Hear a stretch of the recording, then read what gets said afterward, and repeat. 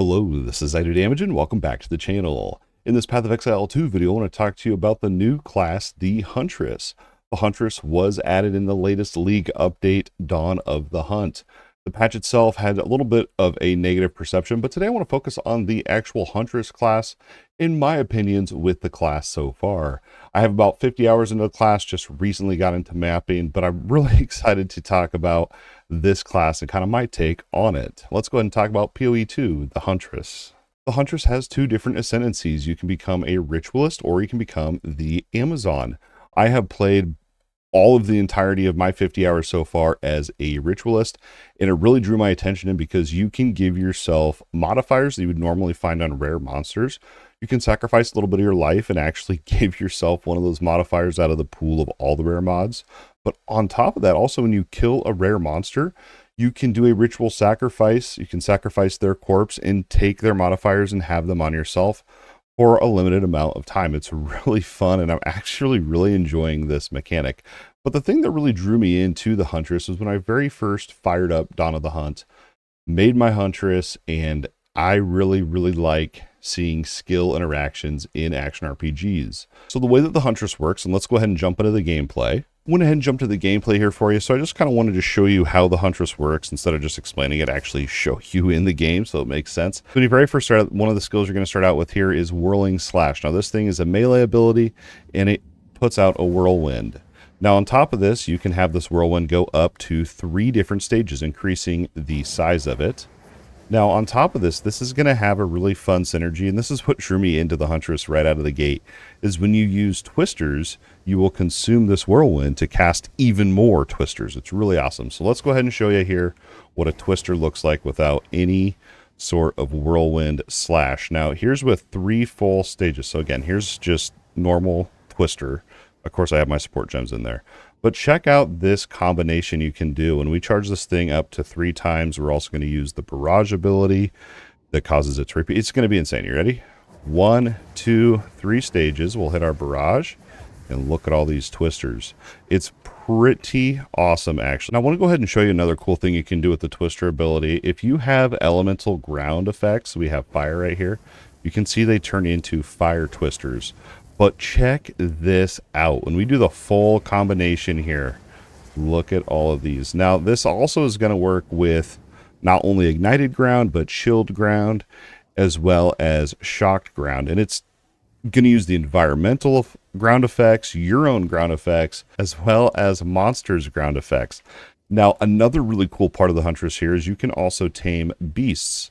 Now, in order to do so, you have to find a rare beast, and then you have to have on the taming ability here. It's this gem, Tame Beast, and it'll become an ability here that you can use to cast the spell on there. It lasts 5 seconds.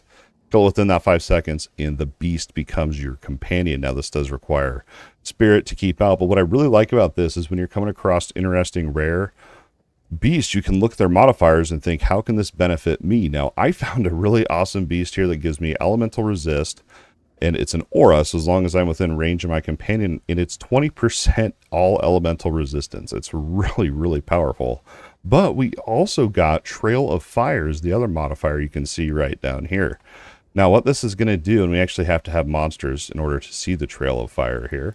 So let's go ahead and see if we can just find a little pack. You can see right here, his Trail of Fire has now begun since we're in combat. Now I can actually use that and just keep 100% uptime on my fire twisters. It's really awesome. This pet's really overpowered for this. Now let's say you're first starting out and you're like, man, I don't have that companion. How am I going to get fire twisters? Well, here's what you have to do, and this is a little bit annoying early game, but I just want to go ahead and show you here because it does pertain to the Huntress and their combo system. So there's a mechanic in Path of Exile 2 called charges. Now, the charge we're going to be focusing on is a frenzy charge. There's different types of charges, but for what we're talking about, as I said, is frenzy. Now, in order to get a frenzy charge, there's a couple different ways. The very first way you can do this is to use your parry, which will put a debuff on the monster, and then you can use the ability called disengage, which will consume that debuff and then give you a frenzy strike. We'll talk about parry here in a minute, but it's not as hard as it really sounds, honestly. It's pretty straightforward, but thankfully, because it is kind of a 2-step process to get that charge, which is really annoying early on. But they did add in an ability later on here in Dawn of the Hunt. Let's see if I can find it. And here it is, Call of the Week. So what this is going to do, it uses the calling mechanic. It's another mechanic in Path of Exile 2, where when a monster is on low health has a different threshold based on the monster rarity, but there'll be a little blue orb on there, and you can use this ability, insta-kill them, and you get a frenzied charge, or frenzy charge, whatever they're called. So this is definitely the easiest way to get these charges, and there's ways you can go into the skill tree to get even more, to make them last longer. We're not doing a build guide here, all right? Back on track to the Huntress.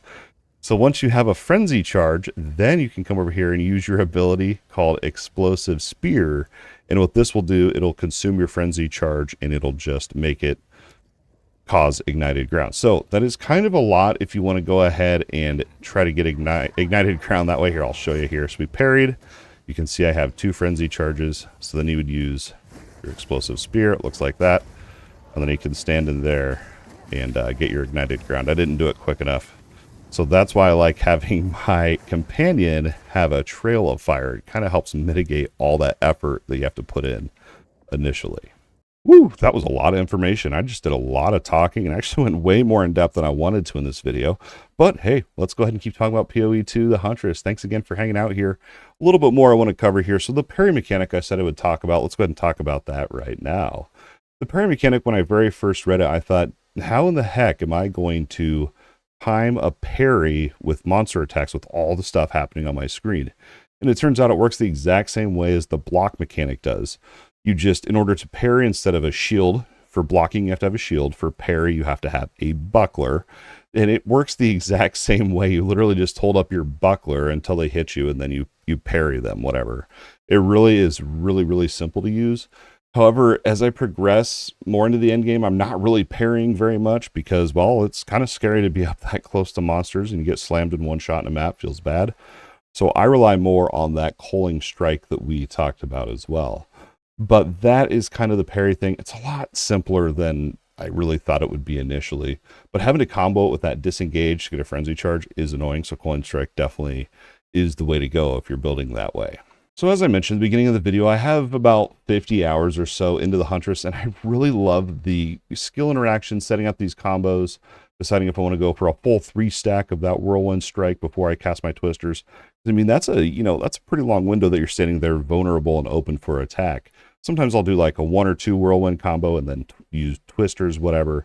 It just really is, I like that rewarding gameplay of like, if I can get enough attack speed and cast speed and get with the full barrage and all that combo, it feels really good and rewarding to see all those twisters pop out and kill everything. But on the other hand, if you have a high movement boss fight, or maybe you have a bunch of mobs swarming you in a map, you're not going to be able to get that full combo, and you kind of have to choose if you can do a 1 or 2 combo, and then when you have an open time for a full it just really all comes together in a really fun and rewarding gameplay, in my opinion. There's so many other builds that you can do with the Huntress, and I haven't even touched the Amazon Ascendancy yet either. You can do like a full bleed build. You can do a thing where you throw spears and these spearheads get stuck in there. You can blow them up. There's crazy lightning builds you can do. I just really liked the interaction of the whirlwind strike and the twisters. I really liked that skill interaction, so that's kind of what I honed in on for my 50 hours that I've played so far. I'm still continuing to work through maps. I'm on like tier 1, tier 2 maps, still very early on, so I'm not by any means saying this is like the best build or the most OP build or anything like that. I'm just sharing my opinions, and actually I've had a lot of fun with Dawn of the Hunt. This league felt a lot easier, and I felt like I leveled faster. It felt just better than the first league, but the very first league I did play Warrior, so perhaps that's why the game feels a little bit better to me. But that's everything with the Huntress. We have Last Epoch Season 2 coming up here. Tombs of the Erased in about 2 days from the time of recording this video.